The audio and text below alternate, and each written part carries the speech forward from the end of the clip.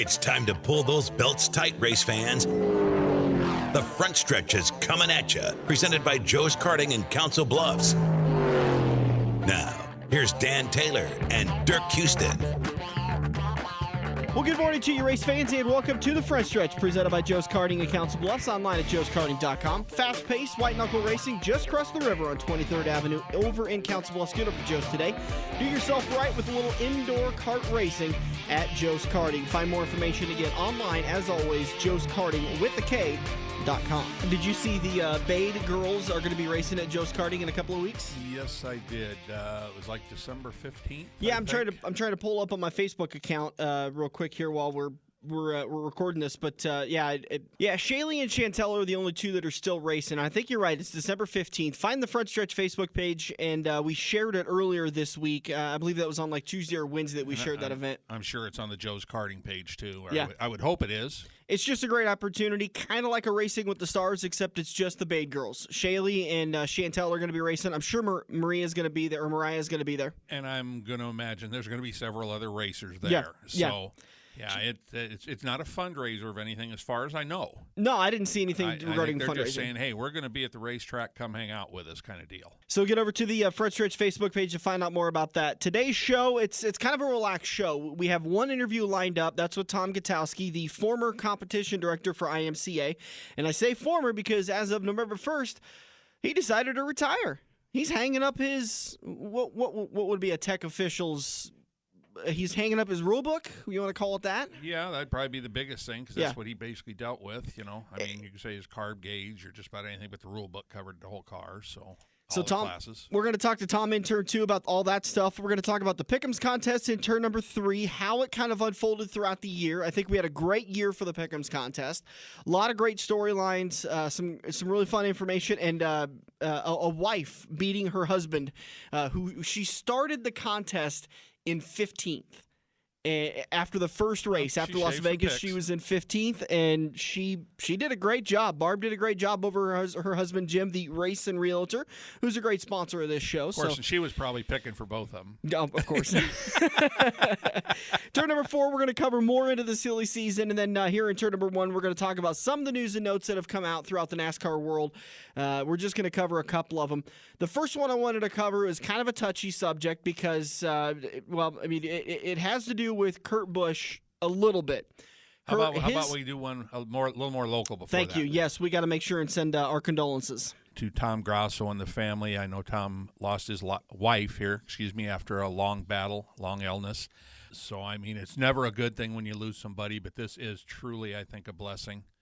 You know, yeah, I would agree with you. I've had the pleasure of working with Tom over the last 2 years at Eagle Raceway, and before that, going to Eagle Raceway and reporting. I had the pleasure of meeting his lovely wife, and we had several conversations just watching the Race Saver Nationals or watching the weekly racing up in the announcer's booth before I was actually working there. And she was such a lovely lady, and I mean, I really hurt for Tom and Jimmy and that entire family because it was just it was so painful for them to watch her slowly wither away. And I said it when my grandma and grandpa both passed. There was a point where I just wished that they would end their suffering and go. They were just strong people, and they didn't let go for a long time after their suffering had really peaked. And the same thing with Tom's wife. You know, she was a beautiful woman. She was a great woman. Everyone loved to see her, and it's just been a tough couple of years for that family. And I really felt for him every week I saw him at Eagle. You could just tell he wasn't he was just so exhausted from dealing with just emotionally drained. Exactly. Yep. I mean, we talked to him. Was it March last year at the auto show? Mm-hmm. We sat down with him for a little bit, and I mean, I've known Tom since the 70s, a long time. So, Tom, for you and the kids, our heartfelt sympathies. Best wishes. Let's talk about some NASCAR news and notes. Going back to this deal. Now we can go after the psycho lady. Here we go, and that's actually dead on. I mean, she is. Well, that's what Kurt claimed. Yeah, all along. And you know, okay, let's back up. Daytona 2015. A couple of weeks before, Patricia Driscoll, who Kurt Busch had been dating for quite some time, accused very stunning him, blonde. Yeah, she's a good-looking girl. Accused him of physical assault in their RV. His RV. Yeah, I believe it was at Dover. Dover, that's correct. The previous season in 2014, late in the year, she said that they had an argument. They had decided to split up. She came down to Dover to try to reconcile. She got on the bus. There was an altercation. He hit her. He abused her. She filed charges against him, and just before the 2015 Daytona 500, a court approved her restraining order against him, which kind of forced NASCAR to suspend Kurt Busch from the Daytona 500. I believe he missed three races that year before it all kind of shook out in the wash. Washed its way out, and basically figured out that on a bad day, Patricia Driscoll could whoop Kurt Busch's butt. This isn't your, I hate to be stereotypical, this isn't your dainty woman. She owned a weapons manufacturing company for the United States military. She was combat trained, combat ready. She was heavily into the military. She was very well capable of handling herself. She was like a 100th-degree black belt and 6 of those Chinese words that we don't know what they mean. But, no, I mean, that anybody that's ever been around Kurt, I mean, he's a lot smaller than Kyle. And we saw Kyle try and fight Joey Logano, and that was one of the that was almost as good as Spencer Gallagher. And who did he get into it with? The Zaxby driver. I can't think of his name. But anyway, they had an all-star wrestling match on the racetrack, and that's kind of what the Kyle Busch thing looked like. But no, this lady, I think, could have taken it to Kurt. He's not a real big guy. Doesn't claim to be a boxer or a fighter or anything. Got a temper because he's got an ego. Those go hand in hand. But, now she's been to court, and she's been found guilty of, let's see, there was some IRS stuff, tax evasion or something. There was some fraud. There was all kinds of stuff. Oh, yeah. It wasn't light either. This was pretty hefty stuff. It's all federal stuff. If this sticks, she's going away for a very long time. She was found guilty on 2 counts of wire fraud, 1 count of first-degree fraud, and 2 counts of tax evasion. Federal prosecutors, according to an indictment, alleged that Driscoll lied to donors. She was the executive director of the Armed Forces Foundation. And this is what the 2 things that we just talked about, the false accusations of a man beating a woman, it really boils my blood.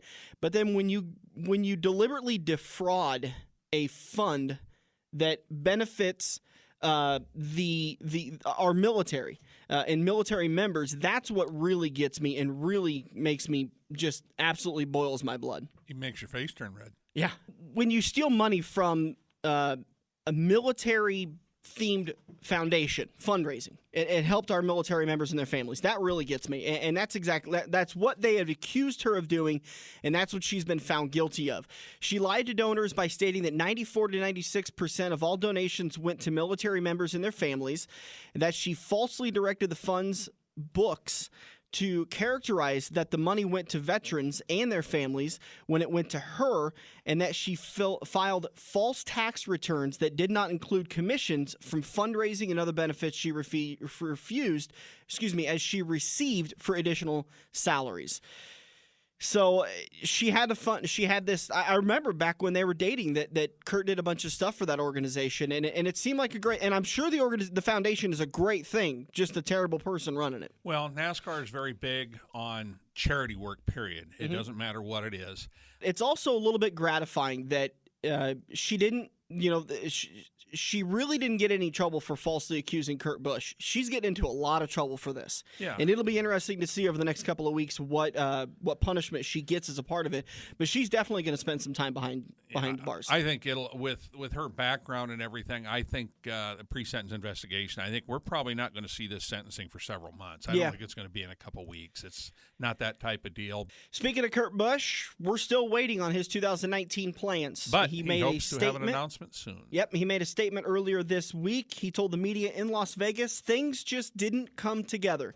There's a few people in the works, still haven't committed that we've got to get those things lined up. I know it's late, but I still feel confident where things will go. We don't know where that's going to be. Do you think it's going to be in the 41? Do you think there's a chance he can turn around and still be in the 41 for 2019? Well, there's always that chance. You don't think they've already signed another guy? They haven't announced one, so I'm saying, it's like a 2% chance, but there's always a chance. Yeah. If he come up and said, look, guys, I'll drive it for $10 a race, they'd say, okay. And he could afford to do that. Yeah. Yeah. But I don't see that happening. Well, the other news story I wanted to get to, General Motors announced that they were cutting back employees and closing a couple of shops. I think they're losing somewhere around 10,000 employees.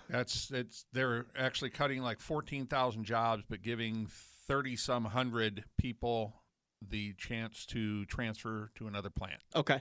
But they did say that they have no intentions of cutting back their racing program. Had a conversation with a couple of fans on the Facebook page that they're not really sure how to feel about this. If you're cutting 10,000 jobs, should you be involved in NASCAR? And I really don't know where to land on this either.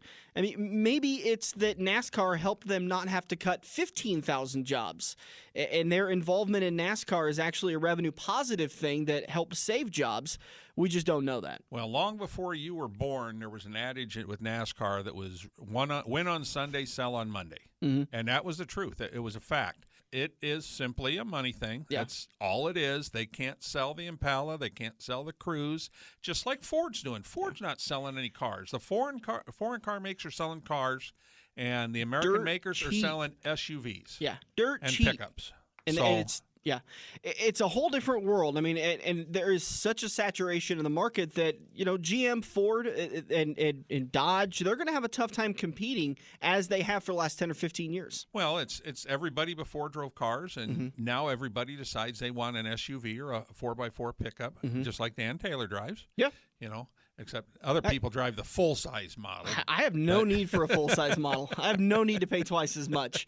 We got a great guy in here. Tom Gutowski snuck in while we were having a conversation. He just decided to retire from full-time full-time work with IMCA as their competition director. We're going to take a break. We'll come back in turn number 2, and we're going to talk to Tom about his time. I got some things I want to pick his brain because now he's free to talk. He's not going to get in trouble. He was free to talk before if you knew what to ask him. Has Tom Gutowski ever bit his tongue? We'll find out coming up here in a little bit. Yes, he has. Every race car driver has run into the same problem. It's well past normal parts store closing hours, but you need that one to finish your car. The guys who brought you White Knuckle Racing by the River bring you Joe's Karting Racing Parts and Tire Store. Open until 10 p.m. Monday to Thursday and open until 11 p.m. on Friday and Saturday. A parts store that fits your after-hours schedule, and you can turn a few laps at Joe's Karting while you're waiting for your part to get pulled from their warehouse. joeskarting.com for more information.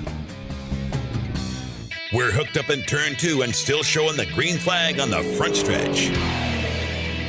Welcome back to the front stretch. Rolling into turn number 2, and it's time to have a conversation with the guy who has had a lot to do with how dirt racing works. Tom Gutowski, former competition director for IMCA. How long were you in that role? 12 years. 12 former long years. Promoter, former driver. He's worn a lot of hats. Yeah. Done a lot of stuff for dirt racing. How in the world have you ever decided you're going to retire? Well, I haven't retired. I retired October 31st. My first day of retirement was November 1st, and a new job on November 13th. You got bored that quick. Not even 2 full weeks. And Well, you're like, "Heck with this." I had always intended to keep my finger in it. Yeah. I had some feelers out. Mm-hmm. I mean, I think there's a racetrack or two that I could have gone to work for and helped. Yeah. And some other things, but this opportunity came up, and I just couldn't turn it down. Well, that's always the best kind of opportunities. Talk to us about your time with IMCA. What got you involved with it? I know you were promoting before. You were running a couple of racetracks. Let's cover the IMCA years. What got you involved at what level? Well, I sold my promotional company in 2000. It was right at the beginning of 2004, like February, January. But I agreed to stay on and run the racetrack for them. So, Okay. And they opened up Denison at the same time. And again. Now, are you talking about down at, you were also promoting at Harlan? Shelby Right. County. Shelby County, yeah. At one time, I started in Crawford County Speedway, Mm-hmm. and actually was there for their first season in '89. But I was racing there, and then they asked me. The other promoter left the keys under the flower pot. Called the fair board secretary and said, "I'm done. You can have whatever I left," which was nothing. Yeah. Except a lot of bills. He didn't pay any bills. That seems to be a common issue. So the fair board, I was there racing, and Fastlane Performance Center was still going in full swing. So I was hauling parts and fuel and tires, and stuff. And I said, well, I'm not going to stop racing, but I'll manage it for you, and then we can talk about it over the winter. So, and so my first race was July, I think it was July 26th, 1989. That late? As a promoter. Yeah. That seems really late into the year. Well, he quit. Okay, yeah, because Right? he didn't quit at the end of the season. No, you picked up at the okay. He quit Okay. July 21st or whenever he left the keys under the flower pot. So you took over promoting for Crawford County in July of... in July, my first race was the fair race. It was the first time I had met. Audubon was still racing. Denison was on Friday. Audubon was on Friday. Evidently, Audubon took off for the Crawford, or no, it might have been a week show, midweek show. Okay. Yeah, I was going to say the fair up there used to run some Wednesday, Thursday Right, stuff, I remember. right. So it's a long time ago. Many thousands of laps Yeah. ago. A lot of hair ago. Yeah. Many arguments ago. So anyhow, that was my first time promoting is when I met Jeff Anderson and family. Shannon was just a little tyke, you know, and I found out about the Hatfield and McCoys, or the Reetzes and the Andersons. Yeah, that's...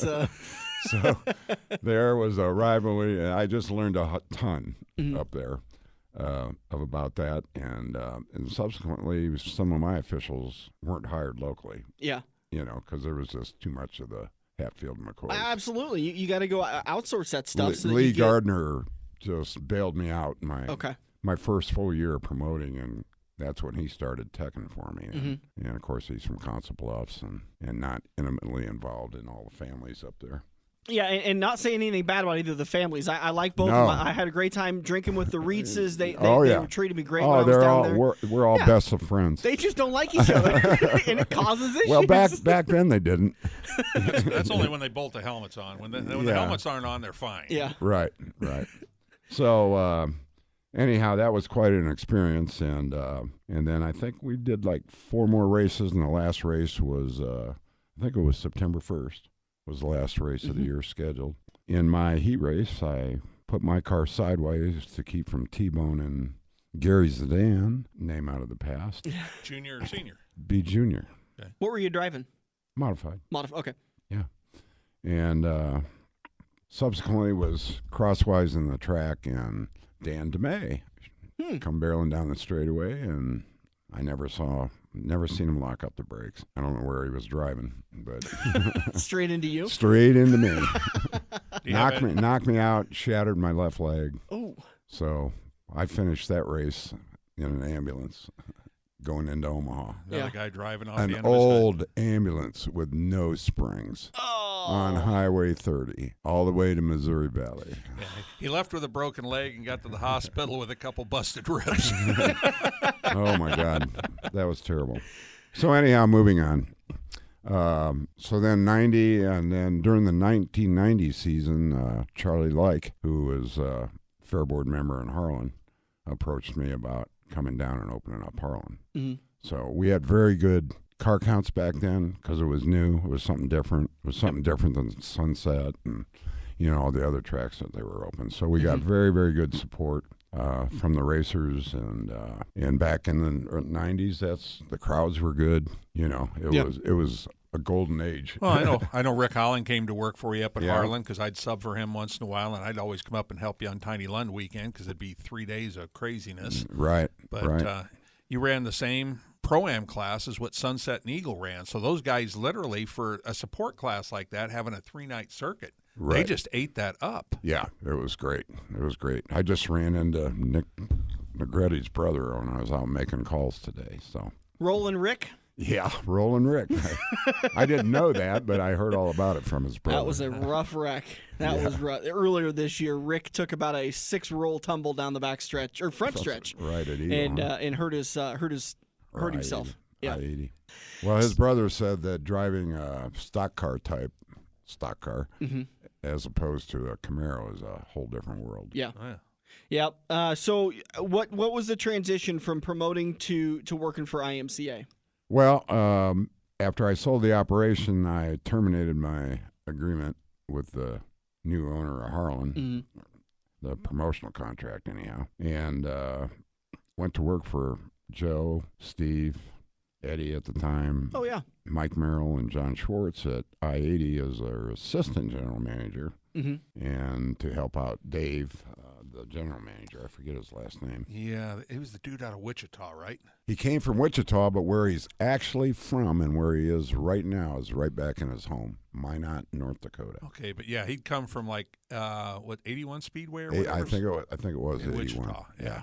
So I went to work for them. They had just had their first full year under their belt, and I think as late as they bought it and everything, there was kind of an agreement that they wouldn't change anything, and so then they decided we needed to build Little Sunset Speedway, and then they decided we need to go ahead and add the motocross track, and then halfway through the construction of the motocross track, they decided that I needed something else to do, and we built a sand drag strip, for lack of a better term. They're always adding stuff. Oh, yeah. I mean, it was, I knew nothing about go-karts, and I knew nothing about motocross. Well, so it was a heck of a learning experience besides just putting the hours in out there. It was getting this organized, and like motocross, I had to have somebody that knew what the heck they were doing. Well, and the motocross track and the sense of what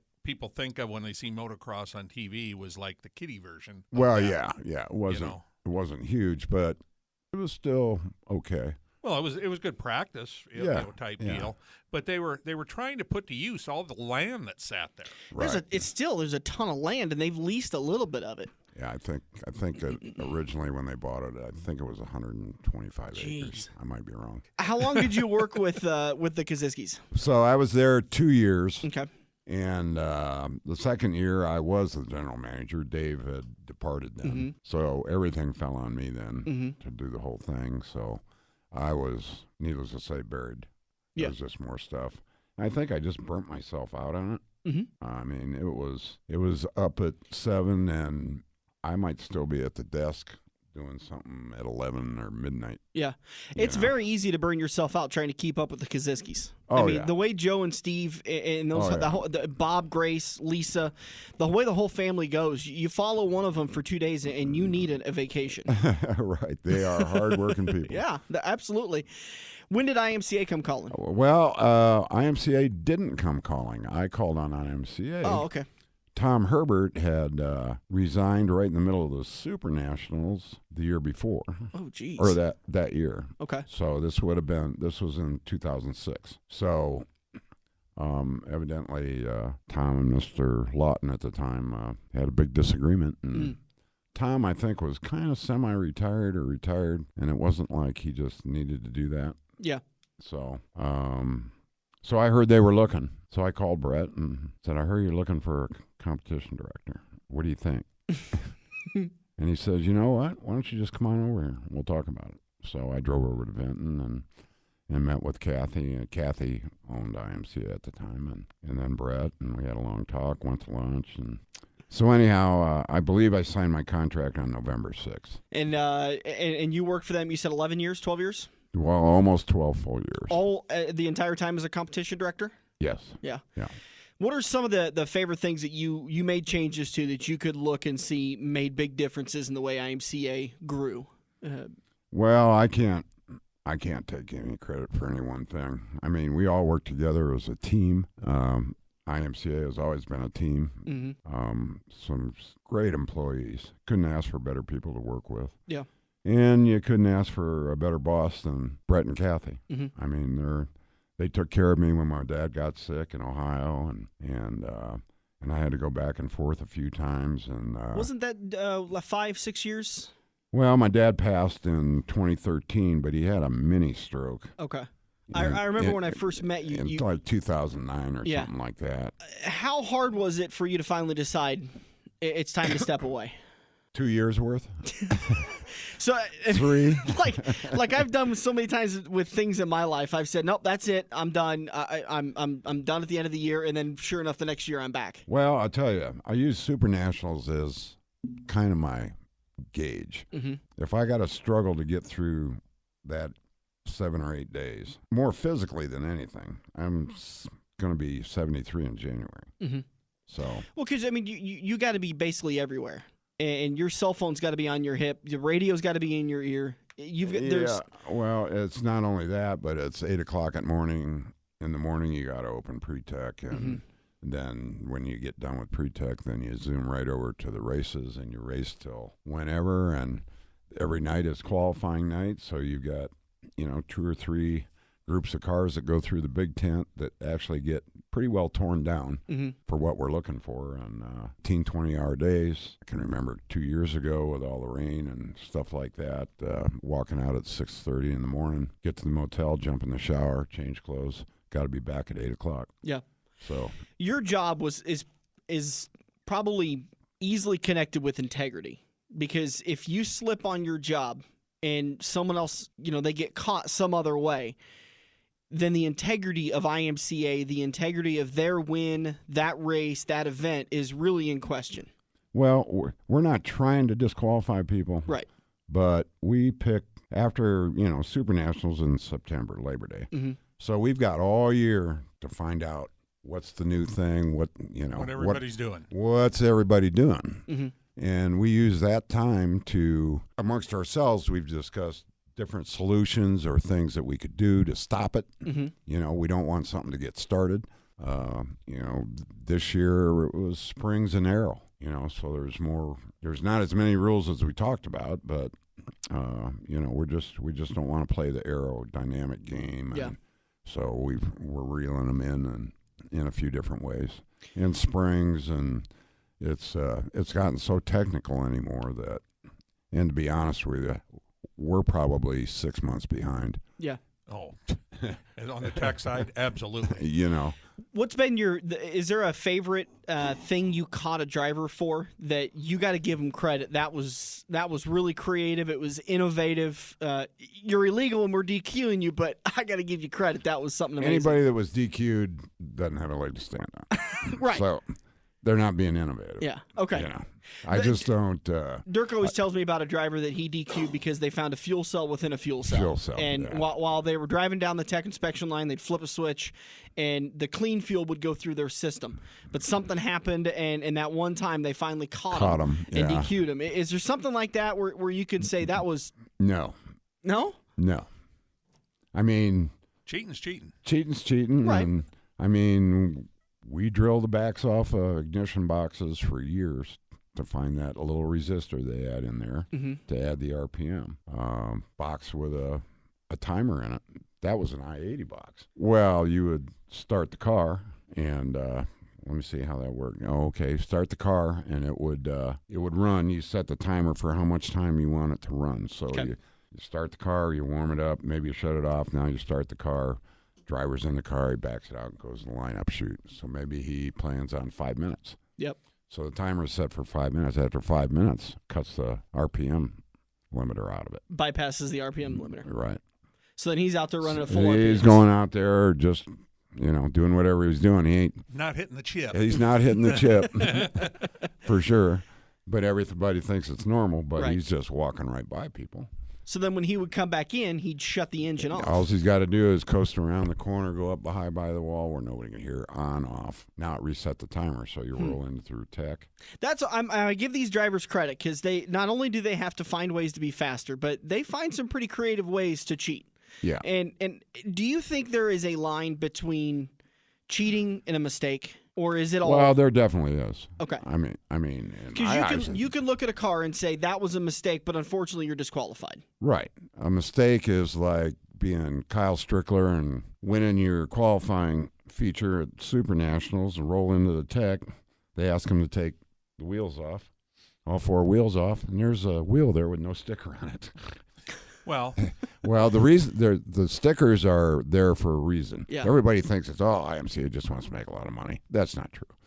They were there for a reason because the manufacturers started building extreme bead, lightweight wheels that would blow up in the racer's face because you got to put so much air pressure to get that tire over the bead. Mm-hmm. And the centers were popping out of them. So IMCA went and rewrote their rule that they've got to be DOT compliant. Okay. wheels and with a certain minimum weight. You can't have an extreme bead. And so that's how that sticker came about. Well, there was also the time where, not necessarily a mistake, but a parts failure, where Chris Mills won the race up at Sioux City when I was working up at PJ. And I ended up bringing the chip down to you, and you sent the chip in, which it definitely read wrong. Something was wrong with that chip, but you sent it in MSD, and MSD just said the chip has failed. Right. That's all it was. Does he still get DQ'd then? Oh yeah. Okay. But it's not, I mean, it's just, It's just back to the rev limiter again. Mm-hmm. We test all the time. I test after the heats all the time. Every class that's got a rev limit. Mm-hmm. And sometimes they just don't work. It could be a loose wire, but it's pass-fail. Yeah. It either works or it don't work. Well, I think Chris I will Abelson, double-check myself to make sure I'm right. Yeah. But I think Chris Abelson at the Charlie Clark had that issue. He came in, won his heat race, sitting on tech inspection. The MSD box wasn't working. His rev limiter wasn't working. They DQ'd him. After he'd been disqualified, he said he fixed it, brought it back over to tech inspection. They tested it. It worked fine. Well, goes out and wins the B, sitting in tech inspection. The dang thing failed again. Probably vibration, the car bouncing around on the track. Right. I mean, it's an electronic part. They're not meant to do that. They're meant for drag racing is what they're meant for. it's usually bad grounds or a bad splice. That's not intentional, but it's a failure. I know that your phone has to absolutely go crazy on Friday and Saturday nights. It used to. Yeah, not Pretty anymore. quiet now. Because I mean, being in the pits at Crawford and even at I-80 and being in the pits at Eagle, I would hear, well, that's you got that wrong. Call Tom. And sure enough, either the driver or the tech inspector would call you and go through what they were seeing, what was happening, and then you would have to make a ruling right there. Right. How and it's not just me taking calls. The last, I think Dave Brent's been with us now 6 years, and he's the executive competition director now. Okay. So a little bit, but there was before Dave, IMCA is, I can't give you any numbers. That's proprietary, and I'm not even sure exactly. Yeah. But it's common knowledge that Brad or Jim or myself, because I'll repeat their number, is we've had over 9,000 drivers participate in a race in the last 2 years. Jeez. And I think when I started, there was maybe just about 5,000. That's a lot of drivers. So the sanctions, there's about 200 sanctions. You got racetracks from West Coast to the East Coast, a little flyover country there in Ohio and stuff. But now with the Race Saver sprint cars, we've got racing in Pennsylvania and Indiana and Big Oklahoma, in Texas. Yeah, Texas is they're huge Big down with there. the Race Saver. Yeah. And it's growing in the Midwest, which is a good thing. So again, going back to it, was it a tough decision, or was it just time for you to walk off? No, I think it was a little bit of time, and Brett and I talk every year. And this year when I was out on the road, everybody would ask, I thought you were quitting last year. I said, no, but this is... I wasn't that smart. Yeah. This is my last... Do you think last lap? Do you think you went a season or two too long? No, Okay. because I was able to do my job. Okay. Just a lot of aches and pains. Yeah. I hear that. I can't drive from my 36 house to now, you're downtown and get out of the van without being a little bit stiff. Yeah. And, Yeah. and when you got to drive 6-7 hours. And So what are you doing now? What's this offer you got you couldn't refuse? well, I accepted a position with Friesen Chevrolet as in the powertrain sales. I'm also working probably 30% of my time in the performance end. And as we get into race season, it'll be more of my time probably on the race side. And I'll be going to some races, probably the bigger races. We're not going to weekly tracks. For weekly races. I might pop in, though. People love seeing you. Just so I could see a race. When you're working on the job, and the tech area usually is not where you can watch a race. Yeah. No, don't see much from there. Like Las Vegas. Yep. So you're going to be basically selling crate motors, that's what you're saying. Could be a good portion of what you're doing. Yeah, I'll be heavily involved in the crate engine department, and the bigger races will be at Super Nationals, probably Batesville, Las Vegas, Wisconsin, some of the bigger, higher dollar shows. I'll have a pickup truck and a trailer full of motors and parts and anything that we can do for our customers. July of 2019, Brett Root calls you, says, I need you. You think you'll be able to stay away? Well, I don't think he would pay me what. I was going to say, how What big I- that what I check got can- to be? I really, really loved racing. I'm Yeah. not a rich guy, Right. so Are we any of us? no. Favorite memory from all your years of racing? Oh, geez. Give me a favorite memory. First race win. Yeah, probably my biggest win would have been the Busch All-Star Tour Mm-hmm. at Sunset, Somewhere in the 80s. and I beat Kevin Larkins. I won the race Really? and got to be in victory lane with Joe Koziski And Jim Wilson. and Jim Wilson. How about that? Yeah. Well, Tom, best of luck in your retirement. Please don't be a stranger on the show. You got an open mic anytime you want to come in. Okay. Well, You get- give me a call. When I got something to say, I'll call you. You do that. we may have to call you and get some clarification on this because the rules change so often, and you've got a pretty He's not going to intimate know knowledge. about him anymore. Well, not true. Dave and I have become very, very good friends Yeah. over the 6 years, and they're really, except for maybe Christmas, New Year's Day, something like that, or maybe he went on vacation. Mm-hmm. We damn near talk every day. Wow, that's nice. You Text? Text. Phone call? Yeah. Yeah. Back then we were, of course, it was all IMCA business, and we're discussing rules and this and that. And I mean, I was doing a call log just to keep track of stuff, and Dave will say, I can talk all day, and he can. There's several guys in this sport that can do that. It was very unusual for our conversations to be less than an hour, Yeah. Wow. Wow, that's amazing. except when we're busy. Is there? Do you now that you're a little more free? Are you kind of eyeing some big races you want to go to? That I've never been able to go to this race because I've been dedicated to IMCA. Now I can go and see. No, IMCA is the best racing there is. spoken like a true company man. I mean, it is. It is. It's great racing. I mean, absolutely. I don't want to take anything away from USMTS, but that's a different cat. Mm-hmm. It's just a different group, and there's not very many of them because it costs so much. Oh, it's the cubic dollar back over there. It's Lucas Oil with a modified. Right. Hey, kind of an off-topic question. Do you think IMCA would ever sanction 360 sprint cars? No. No. Didn't they at one time? I mean, very early. Well, on, they had a 19 sprint car maybe. class. I Okay. mean, they had one at Eagle, but they had a small wing. Yeah, but it was a 360 base car. Oh, wasn't it? yeah. Do you And think? they But rented it you don't at think 80. they'd ever do But it not again? the 360s you're talking about. Okay. Roger already had the 360s. Yeah. You saw where that went, Yeah. right? Went to the 10 cars a 305. show. Right. There's more guys without money than there are guys with money. Right. And Okay. racing's facing a whole slew of stuff that didn't happen back then just because of the change in generations. Mhm.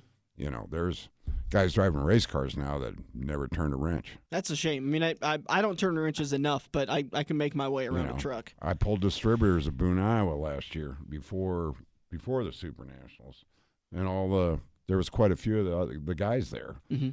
that national champions and stuff like that. Pulled the distributor so I could scope down in the crate engine to look at the rods to make sure they were the right connecting rods, and 2 or 3 of them didn't know. Didn't know how to take didn't know how to take it They apart. could get it out, but they didn't know what they were doing trying to put her back in. Well, the one guy, it was Jason Will. Okay. And I said, pull the distributor. He said, I don't know how to do that. And I said, okay, I'll show you how. I'll supervise. You're going to do it. So I went and got a Sharpie, and I said, first thing we're going to do is we're going to mark the housing to the intake.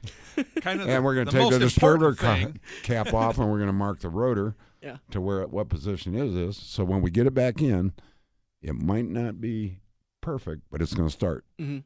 Then you can time it. Then you can take it to whoever does your motor work. Yeah. Do you have favorite drivers that you really enjoyed watching? I enjoy the good ones, Okay. and the good ones are always in tech. Mhm. So I've become friends with The Dylan hundreds of Smiths good and ones. Yeah. Mike Nichols and Dylan Graybo Smith. Is and Dylan Nichols- Smith. Is and- Nichols the best of all time for the stock cars? Well, I think so. Got to be I close. think if he's not. I think he is in wins. Yeah, even without he's just nobody drives like him because he's just so smooth. I mean, that's what. As a matter of fact, I believe at the banquet, Mike is very close to being the all-time winningest driver in IMCA. Wow, He's that's gotta not be close. surprising. There's I so mean, many. he's Yeah. an 8-time champion. So Yeah. is Shannon. Mhm. Different class. Mhm. And equally, both classes are competitive. Yeah. I mean, I love watching those stock cars and hobby stocks. It's so tight and competitive. You really, really have to be good to pass. Yeah. I like our modified and sport mod racing, too. Yeah. I think it's good racing. The cars, very rarely is somebody running away with everything. I get frustrated at the sport mods a little bit from time to time. You know, where I go and see them, they're not spinning out all the time. Well, and sports mod is supposed to be your starter class. Well, so yeah, you got to learn to race. You got to learn to drive. Right. And there's no sense learning in a compact with front wheel drive when you're going to go to a rear wheel drive car. Every other class is rear wheel drive. Right. But you got to learn to race. Yeah. So sport compact is a good place to race. Does that teach you car control? Well, you learn about racing. Okay. Car control, racing. The etiquette of racing. When do you stick your nose in, and when do you learn how not? to do starts, and you learn the flags, and you got to learn to look at the lights when you go into a corner. You can't just not look at that light up there. You got to see it's green. Yeah. Right. Man, I could go on for hours. I know. 34 minutes in, I'm wondering what are we going to cut. You better believe a lot of this is going to end up online. Okay. Well, we're going to have to cut most of it out for the on-air, but please come back. Oh, I will. Where's Freeze? Where you at? Where are you based out of? Well, they're in Sutton, Nebraska, in Aurora. Mm-hmm. The crate engine operation is in Aurora. They've got a new Superflow dyno out there and machine shop, so they can do repairs, and they'll even build a regular motor if you want. Really? But they're so busy with crate engines. Hey, were you shocked at the announcement with Carl Performance? Yeah, I didn't see it coming. I mean, after we heard the back end numbers of the amount of money they were losing every month, which if that's true, I don't know anything about that. Well, we called and got him on the phone. Yeah. Oh, did you? Yeah, we had called. Oh, you're right, because I think I listened to that interview. Yeah, there you go. There you go. Yeah, you're right. We can do some good stuff every once in a while. I used to go over for their open house in the winter, and just the first time I was there, I was just amazed. Being an old Corvette guy and what he was doing with the Corvette hot rods. Yeah. And all that. I can't remember who the guy was that told us this, but it was the Honest Wrench guys over at Des Moines, over at Iowa Speedway, said he heard they were losing $100,000 a month. Now, that's a lot of money to lose every month, and they were open for 6 years? Yeah. By the time they closed. That's a lot of money to lose every month. I don't know if it was that high, but... Yeah, well, losing is losing. Yeah. I mean, you're in business to make money. Mm-hmm.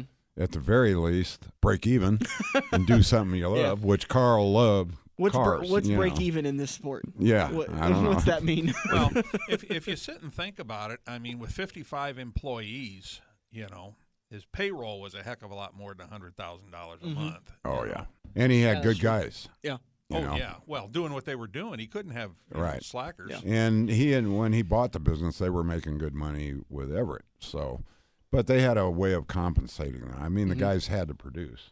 Well, but they just, I think he kind of, went into the one-stop shop with everything and brought the upholstery people in and all that stuff. And building chassis, and he did everything in that shop. Yeah. Paint booths, custom work. Rick and I tried that. Yeah. I wonder how many cars.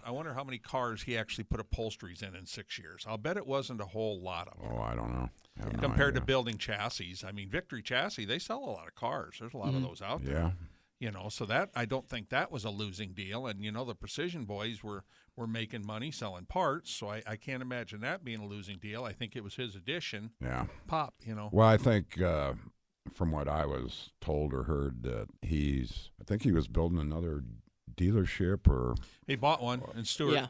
Yeah, because we saw it under construction when we were going over that Yeah. race. And from what I understand, the bank said, we'll give you the loan, but you got to close Carl Performance because you're losing too much money on it. Well, I think the accountant said, look, we need to. Yeah, yep. Tom Gutowski, former competition director for IMCA. Does that former word, do you get worried at all? Or No. Why didn't you say Brett Tom Gutowski, sales executive for Freeze Performance? That's right.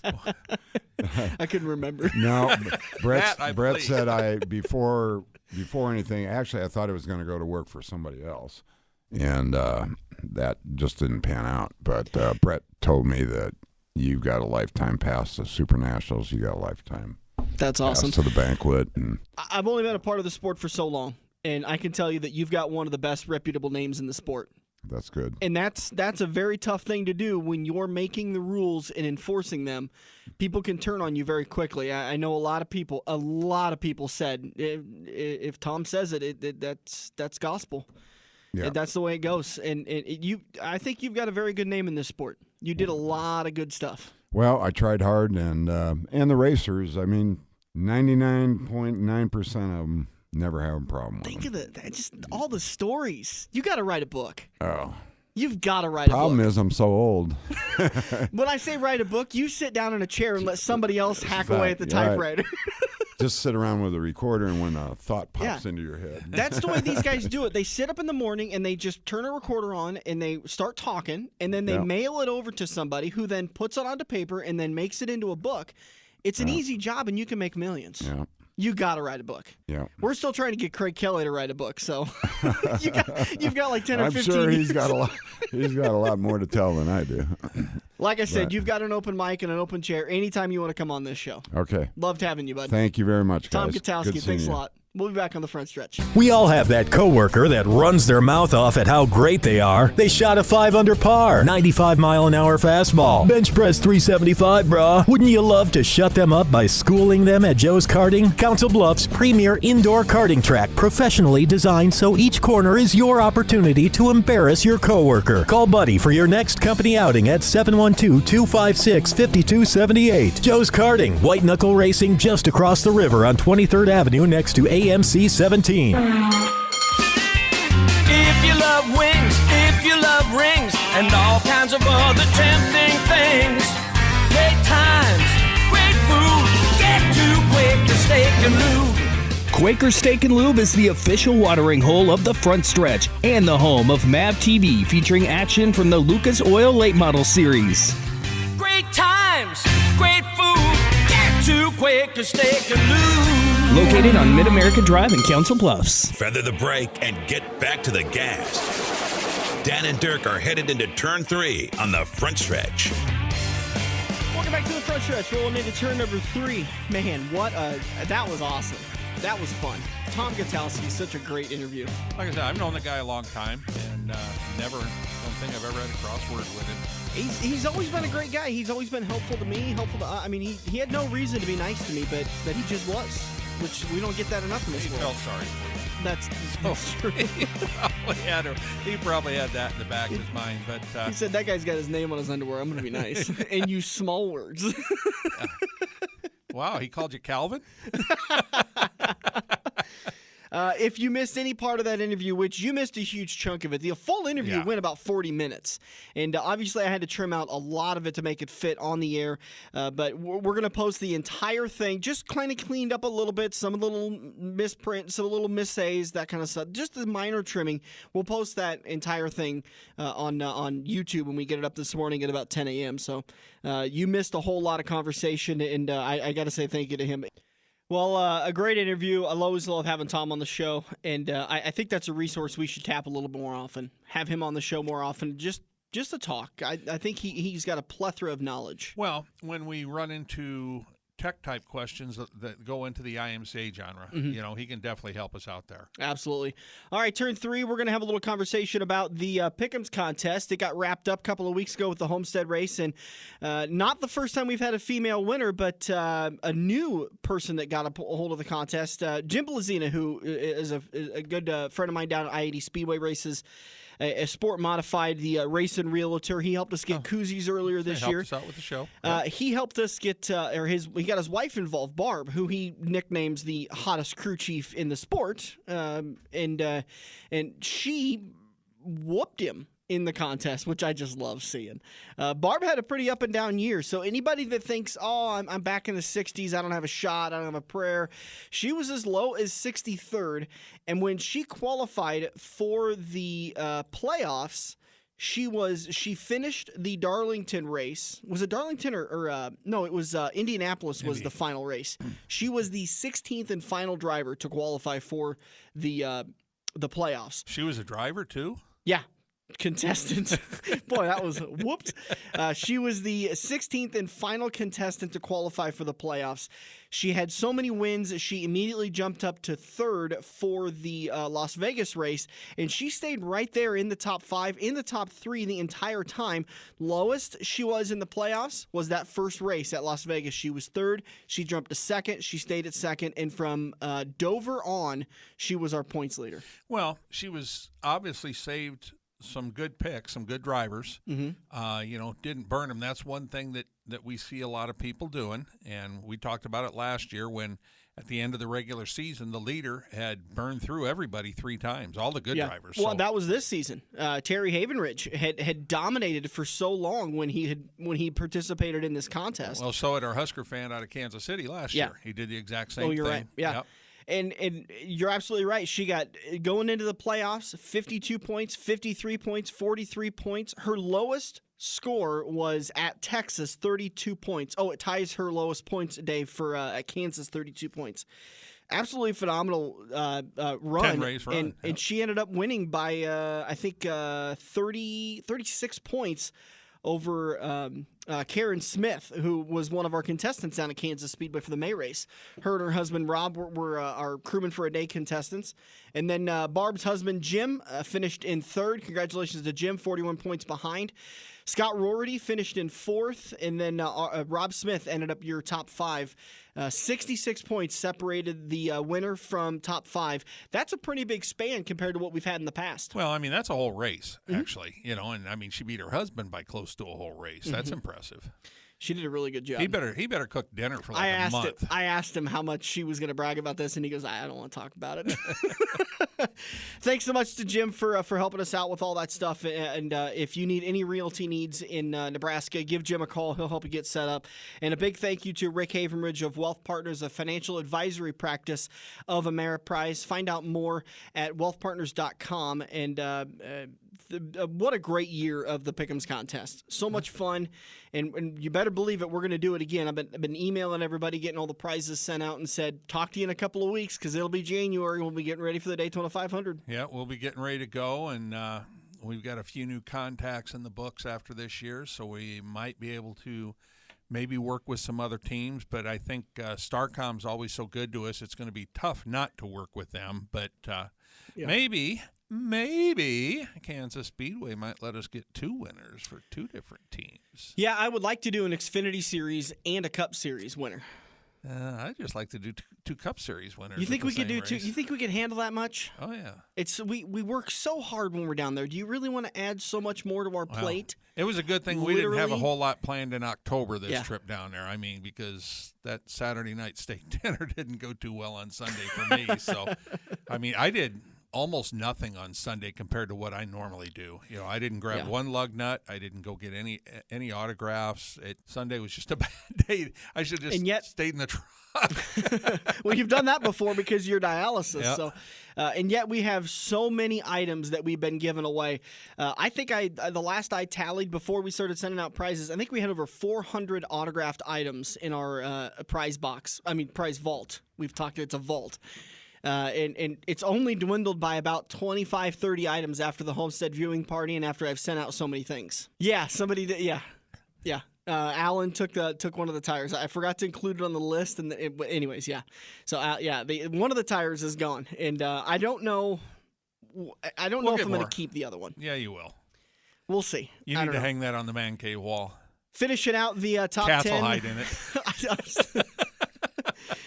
Finishing up the top 10 for the Pick'ems contest, Paul Larson, who's been a part of the contest for a long time, finished 6th. Nate Pickering, who's been around for a couple of years, finished 7th. Shala and her husband Brian are big supporters. So got to say a thank you to those two because they bring us so many autographed items. From National Dirt Track to Midgets and Camping World Truck Series. They go to the Dirt Derby every year over at Eldora, and they get us some awesome stuff. So thank you to those guys. And Shala finished 8th. Jim Laughlin, good friend of ours, big supporter of the show, longtime supporter since day one, finished 9th in the contest in your top 10. Jake Sells. Then comes up Dennis Bodamer was 11th, and Jeff Christensen 12th. Kevin Beadle 13th. Cole Borgman, 14th. Sonia Worth, who has been a past champion. I believe she was runner-up last year, or maybe within the top 3. I believe she finished, I can't remember exactly where she finished, but she's been a part of the contest since day one.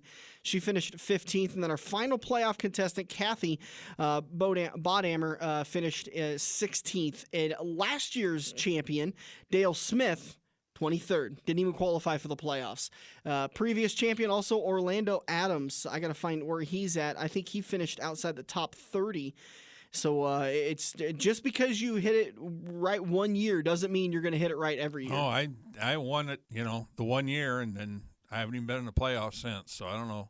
Well, I don't let you be in the playoffs anyways.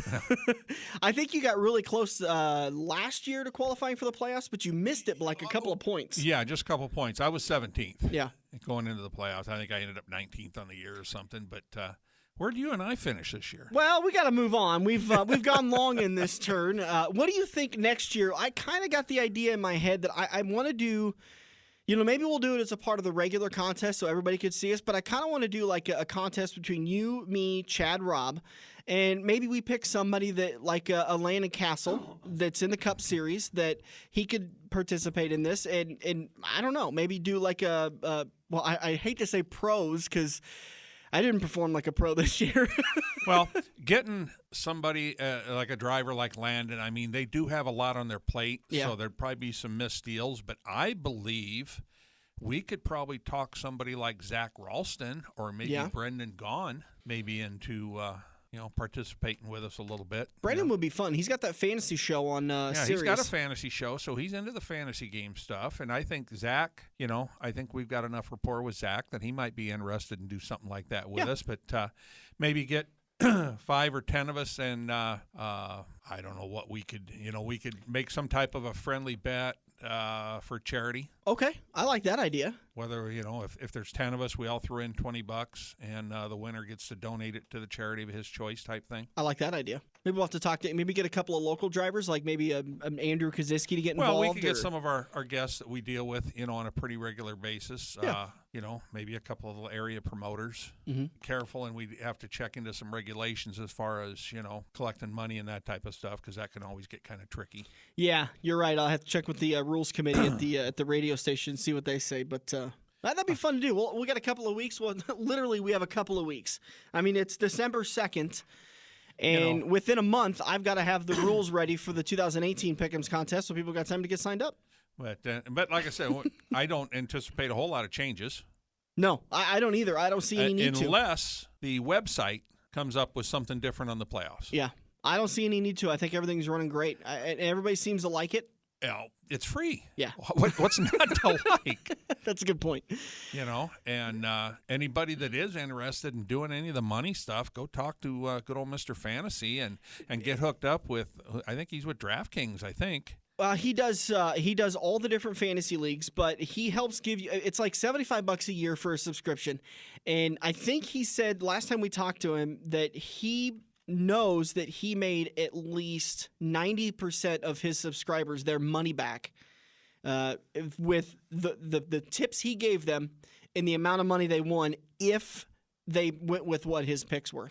He said that he's made well over $75 when he follows his tips. Obviously, he's going to, but it's a surefire. If you want to try to win a couple of bucks, give Chad $75 at fantasyracingtips.com and subscribe to him, and you're going to win some money on these. It's like $1.50 a week. Right. It's a great deal.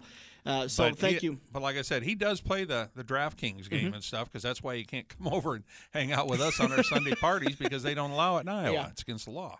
So he has to stay over here on this side of the river. So, but that doesn't work for us. But we do also have some winter programming stuff in the works. So.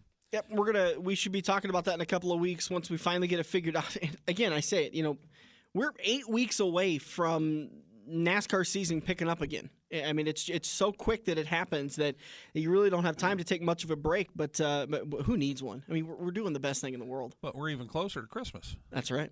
All right, we're going to take a break. We'll come back in turn number 4. We're going to cover some of the big silly season news that has happened over the year, kind of get you set for where things are going and where we think things might go with some of the unannounced seats being filled and that kind of fun stuff. Carl's coming back. Carl's still coming back. We'll take a break. We'll be back on the front stretch. Hey, look at that. You're sitting on your couch playing Halo, Madden, or NASCAR while your friends are at Joe's Karting. Each lap is an adrenaline-filled, heart-pumping, white-knuckle experience that you can only get at the Metro's largest indoor karting track. Eco-friendly Honda engines rip you around the professionally designed road course at breakneck speeds. Can you reach the 14-second lap bracket? There's only one way to find out. Put the controller down and get to Joe's Karting, 23rd Avenue in Council Bluffs next to Quaker Steak and Lube. It's checkers or wreckers as we enter turn 4 on the front stretch, presented by Joe's Karting in Council Bluffs. Welcome back to it. Heading into turn number 4. Just about ready to wrap this baby up. Brought to you by Quaker Steak and Lube, the official watering hole of the front stretch. Your home for MAV TV throughout the week. They put up all the MAV TV races, the rebroadcasts. You could have even gone down there last night and probably watched the Dirt and the the Gateway Dirt Nationals. And thanks to Quaker Steak and Lube for all their support of the front stretch all year long. Can't say thank you enough for not even all year long. They've been a supporter of the show for a very, very long time. Along with obviously Joe's Karting, who has been the title sponsor for the show since its inception in 2012, I believe, is when the show got off the ground and on the airwaves. So thank you to all those guys. Thank you to Quaker Steak and Lube, the official watering hole of the front stretch. Head over to Quaker Steak and Lube today. Get yourself something delicious to eat. They've got a great new fall menu out. Oh, wait, fall. It's now winter, but it's a wintry Technically, fall. it's fall. Right, it's still fall. Till December 21st, I Really? think. It's that late that it gets into winter.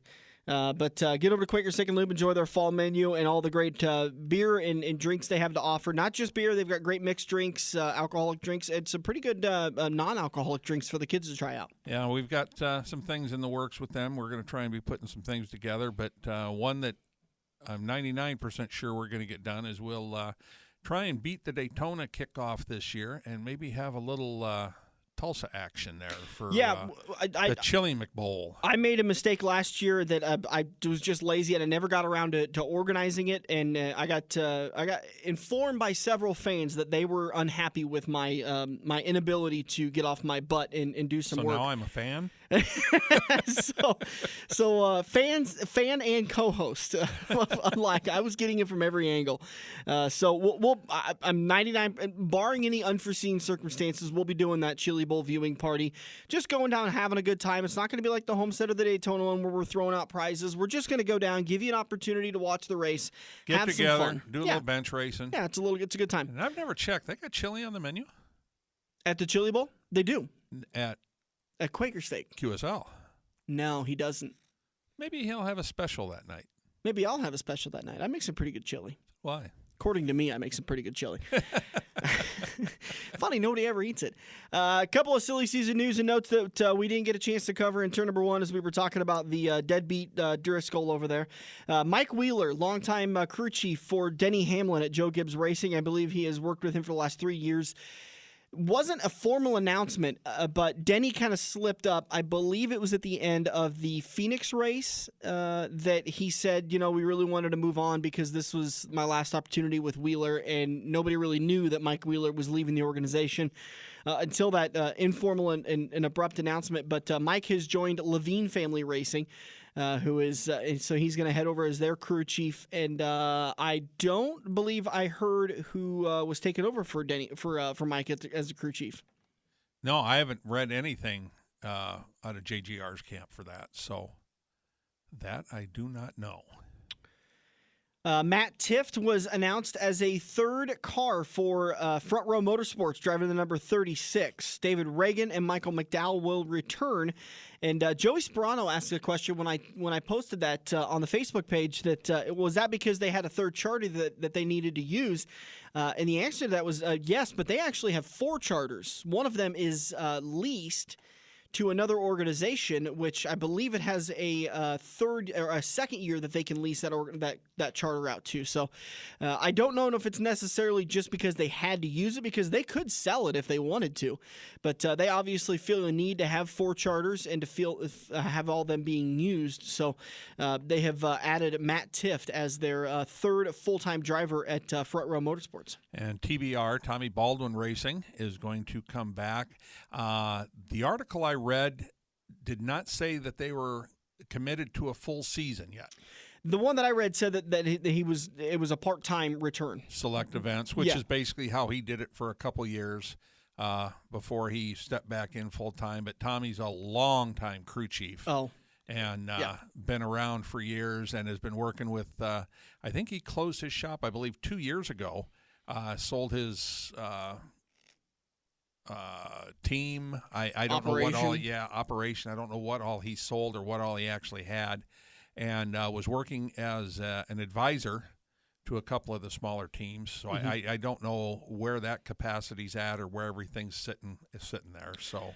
Rick Ware Racing, that's a tough one to say 10 times fast, announced that they were going to be, or they could be adding a second full-time car in 2019, driven by Rick's son, Cody Ware. For a potential Rookie of the Year. You were talking about it in turn number 1, a lot of Rookie of the Year opportunities. The 3 you were talking about, Daniel Hemrick, Matt Tift, and Ryan Preece. So we could be adding Cody Ware to that list of Rookie of the Year contenders. Yeah, and it's like I said, it's kind of weird because Cody would be a 4th driver in there with, again, 3 of the drivers then not having won at the 3 major levels of NASCAR. You know, Ryan Preece is the only one that's won anything. Mm-hmm. And Ryan hasn't even been a full-time driver in any of the series since 2016. Yeah, so. Ryan decided to pony all of his money and pool it at Joe Gibbs Racing and give him limited opportunities with the best equipment, and Correct. It seems to have worked out. Well, he's got himself a full-time cup ride, so I was going to say, yeah, it probably worked out. Mm-hmm. I don't know how much of that he's having to bankroll. We did just see where the Boston family got in trouble. Crawford? Rick Crawford? No, well, Crawford got sentenced too. That just blows my mind because I know that guy, and I mean it just never would have thunk it, you know. 130. Speaking of the Rick Crawford, sentenced to 130 months in prison for enticing a minor for criminal sexual activity. Well, and the weird part is he thought he was talking to this like a 13-year-old or something, or 12 or 13-year-old's father, mm-hmm. and the father was going to let him have his way with his daughter type thing, and I'm like, whoa, you know. Jesus. To even believe that was going to happen is kind of weird, but like I said, that just, you know, that's a shocker. It really is. Well, moving on while we got a couple of minutes left, we know that Ryan Newman going to be moving to the 31 machine at Richard Childress Racing, from the 31 machine to the 6 at Roush Fenway Racing. And earlier this, just a couple of weeks ago, Matt Kenseth made the announcement, or kind of made the comment that he has no intentions of coming back and racing in 2019. Even if there was a full-time ride available, he just didn't feel like it was for him. Well, I think he got used to being off and being able to spend the time, because he's got a son that's about 20 years old or thereabouts. That's Ross, I believe. Ross, yes, starting a career, and so he was getting to spend some time with that. As I don't know if you follow it, but I follow Travis Quaffel's boys now, mm-hmm. and you know, he's having a grand time, you know, helping them, and he's got his older one, Carson, I believe, is the older one of his two, is actually winning late model races now at like the wonderful age of like 13. Wow. Old boy. Old. And he's doing it in other people's equipment. They are paying him to drive race cars at 13. That's not a bad deal at all. You know, and I'm sure he brings a little pocket change along with that. But speaking of people getting a ride, Jeffrey Earnhardt has picked up a ride with Gibbs. in the Xfinity series. In the Xfinity series. But before we jump there, let me keep going down the line here with the Cup Series, guys. We know Martin Truex Jr. moving to the 19 at Joe Gibbs Racing. We do not, however, know where Daniel Suarez is going to end up, although we have speculated that he's going over to the 41 at Stewart-Haas Racing. Because Stewart-Haas has announced some sponsorship deals. Well, business partnerships. With Eris. Yeah. Well, I mean, that's what they announced, the business partnership. They haven't announced any sponsorship deals, but to me, that's where that's headed. Yeah, absolutely. I think the writing's on the wall. The interesting thing is that we haven't heard from Kurt Busch yet, because I believe they were waiting for Thursday night's award ceremony and then the subsequent weekend. And then you'll start hearing the bigger pieces fall into place this week. Monday, Tuesday, Wednesday of this week, we'll start finding out. And I think the reason why they haven't announced that Daniel Suarez is taking over the 41 is they're being respectful of Kurt to not say, well, he's out. They have everything in place, I assume.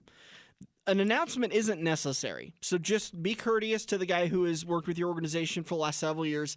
Let him make his announcement, and then the next day you make your announcement about Daniel Suarez. I could very well be wrong, but that's just my gut feeling.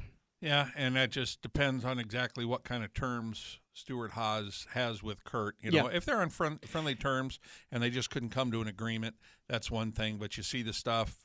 You've seen Roush do some stuff when he lost Carla, when he lost Matt Kenseth, that announcements were made that kind of surprised people. Right. So Daniel Hemrick moving to the 31 machine, like we talked about earlier, with Ryan Newman moving over to the 6 at Roush Fenway Racing. That opened the 31 up for Richard Childress Racing, and so Daniel Hemrick will run his first full-time Cup Series in that 31 machine.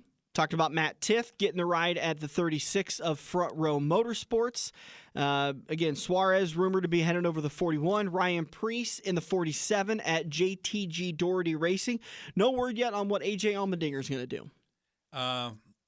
We spoke with his, I don't know technically if it's a fiance yet or not, but his girlfriend at Kansas Speedway quite extensively, and she said he's talked to some people, but had nothing anywhere near solid yet. Yeah. So, and these are big deals that take a long time. When we talk about only 8 weeks before the Daytona 500, there's hero cards that have to get made, fire suits that have to get made. There's all the stuff for TV has to be done. All those things you see coming in and out of commercials with the guys walking around. There's the media days that go on in early January that all the drivers go down in their primary suits and they do the stand-ups and the intros and the, hey, this is so-and-so with this and this. All that stuff has to be done. And there's a lot of moving parts that have to be in place before that can be done. So when we're talking about, December 2nd and, we got plenty of time before the Daytona 500, they don't have that much time. And there's not that many rides out there. Yeah. When we're sitting here right now, the 41's open, the 95's open. Other than that. Well, the 95 is going to be Matt DiBenedetto. Oh, that's correct. That is correct. So it's the 41. Yeah, the 95's just got the crew chief open. Yeah. So, but there might be God forbid there'd be a new team starting up, but I really don't see that. But there's the one that we can't pronounce that's supposed to be going full-time next year. Okabada, something. I gotta get a pronouncer on that before I kill it too much. But it's everything's really ramping up for these guys. Like we talked about off air, they're on vacation for the next couple of weeks, and then right after Christmas, they're back at it, finishing to build these cars. The Daytona cars are already being built and being honed. Well, the Daytona cars are probably already in the wind tunnel or will be here shortly. A lot of these teams take time off right at the end of the season. They'll get like a 2-week vacation, then they come back and work a couple weeks, and then they normally the whole city of Charlotte, kind of as far as NASCAR goes, kind of goes on vacation between Christmas and New Year's, and then after New Year's they get cranking back up, and then they're full bore. And you're talking a lot of these shop guys will be working 12, 16 hours a day for a month, 6 weeks until Daytona comes, and by the time Daytona actually the race hits, they'll have cars done and sitting in the shops. The teams that have the amount of cars available, they'll have cars 4 races out probably. Mm-hmm. Yep, you're absolutely right. I mean, it seems like it's so, like I keep saying, it seems like it's so far away, but it's really not. It's absolutely not. We hope everybody has a great rest of your Sunday. We'll do it again next weekend. So far, the plans, I haven't gotten that far ahead, but we will get, needless to say, we'll get a couple of drivers on the air. We'll get you up to date with the latest silly season news, and we'll get the latest information over to you the best we can. So much information still to come. So some off-season, programming ideas that we've got. We got to finish out for the next couple of weeks and get those ready to roll. Put them on your calendar for the Chili Bowl viewing party, as we'll root on a couple of local guys going down to the Chili Bowl, like Cody Ledger is going to go down for one last year. Talked to his dad about that last weekend, at the Homestead party we talked to him. He's going to go down there for the midget for the last year as a driver. So appreciate everybody tuning in. If he wins it, I bet he goes back. We appreciate everybody tuning in and listening to the Front Stretch. Thanks to Joe's Karting for supporting the show, and thanks to Quaker Steak and Lube for being the official watering hole of the Front Stretch. We'll be back next weekend to do it all over again. For Dirk Houston, I'm Dan Taylor. Have a great Sunday. We'll see you next weekend. This has been The Front Stretch on AM 590. Every race car driver has run into the same problem. It's well past normal parts store closing hours, but you need that one to finish your car. The guys who brought you White Knuckle Racing by the River bring you Joe's Karting Racing Parts and Tire Store. Open until 10 p.m. Monday to Thursday and open until 11 p.m. on Friday and Saturday. A parts store that fits your after-hours schedule, and you can turn a few laps at Joe's Karting while you're waiting for your part to get pulled from their warehouse. joeskarting.com for more information. The official watering hole of the Front Stretch has you covered any day of the week with the best wings, great burgers, and amazing steaks. Each weekday from 4 to 6 is happy hour, featuring $1 off draft and well drinks plus $4 Luberitas. Mondays are kids' night. Tuesdays are all-you-can-eat wings for $12.95, and the lube even delivers to the Council Bluffs area. Like Quaker Steak and Lube Council Bluffs on Facebook for a full list of weekly events. Get to Quaker Steak and Lube. Mid-America Drive, Council Bluffs. This has been the Front Stretch Radio Show, presented by Joe's Karting in Council Bluffs. To contact Dan or Dirk, find them on Facebook at The Front Stretch or email them at frontstretch590@gmail.com. If you missed any part of today's show or want to hear a previous show, subscribe to the Joe's Karting YouTube page, where you can find almost every Front Stretch show.